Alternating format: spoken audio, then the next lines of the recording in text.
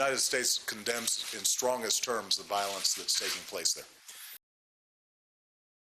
We have been deeply engaged with our European partners as well as both the Ukrainian government and the opposition to try to assure that that violence ends.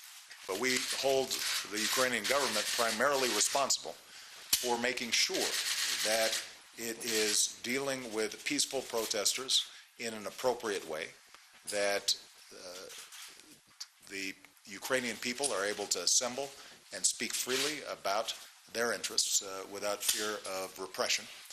And I want to be very clear that as we work through these next several days in Ukraine, that we are going to be watching very carefully, and we expect the Ukrainian government to show restraint, to not resort to violence in dealing with peaceful protesters.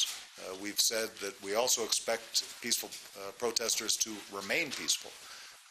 And we'll be monitoring very carefully the situation, recognizing that along with our European partners and the international community, there will be consequences if people step over the line.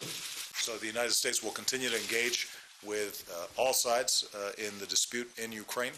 And ultimately, our interest is to make sure that the Ukrainian people can express their own desires. And we believe that a large majority of Ukrainians are interested in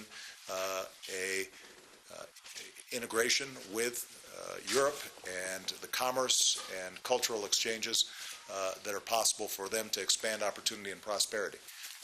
But regardless of how the Ukrainian people determine their own future, it's important that it is the people themselves that make those decisions, and that's what the United States will continue to strive to achieve.